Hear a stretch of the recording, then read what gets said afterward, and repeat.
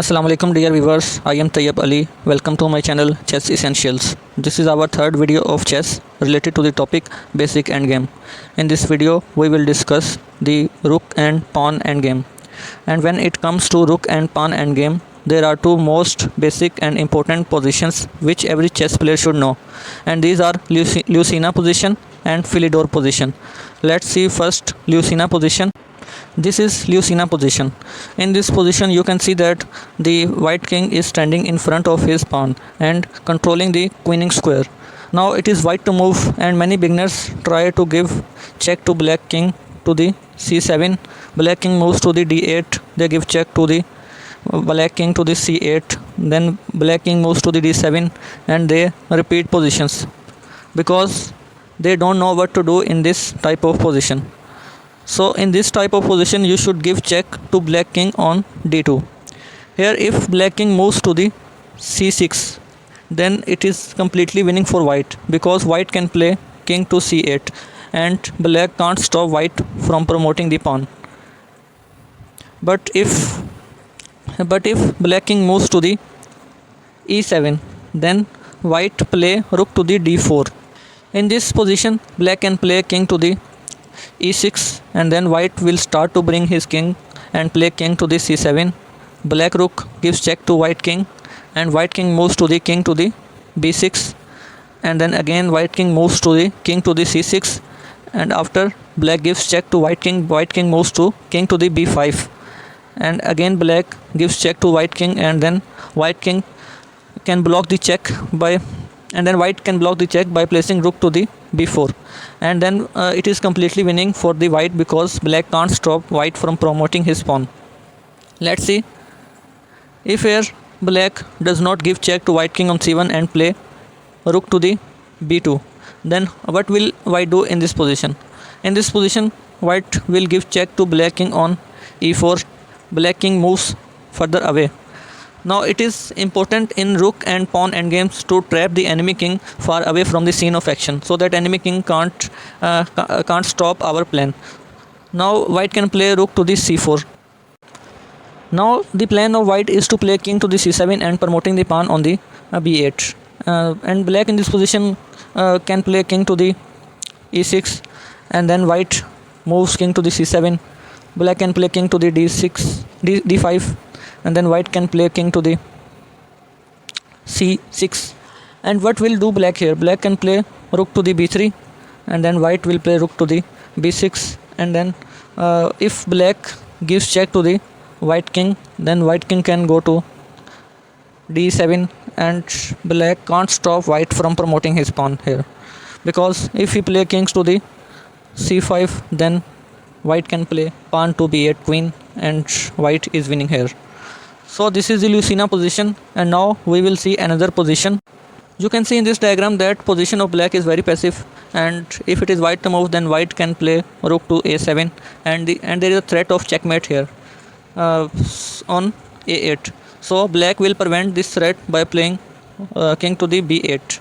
Now white will play c7 check, and black can't go rook to the and black can't go king to the a8, because it is covered by white rook, and only square left for the black is king to the c8, and then white gives check to black king and win his rook. So you can see that in this particular diagram very passive position of black leads to his defeat. Let's see another diagram. Let's see in this diagram, here white's pawn is center pawn, and if it is white to play, then white can play rook to the a7. Black king play king to the b8, and then white will give check to the black king, and black king will move to the king to the a8, because if black king goes to king to c8, then d pawn gives check to black king. And let's see, if black king goes to c8, then d7 check, and then white will win the rook of black king. So black king is forced to go to the a8, and then white rook goes to b1. Black rook gives check to white king, and white king goes to king to d7. Black rook moves to rook to the c2, and then black king moves to king to the e7. Black gives check to white king, and then you can see that this is Lucina position again. In this position again, whatever black play, white will form a bridge here on b4 and try to promote his pawn. So this again convert into Lucina position, and the enemy and the opponent should try to prevent the white from gaining this position, because this position is winning for white. Let's move to our next diagram. In this diagram you can see that the black king and rook are on the back rank, very passive, but this is a draw because white can't promote the knight pawn and rook pawn are the pawns which white can't promote in these types of situations. If white play rook to the a7, then black can play simply rook to the f8, and there is and if white if white plays pawn to the b7, this is a big blunder, because after this check white has to lose his rook and his pawn, and this is a winning position for the black.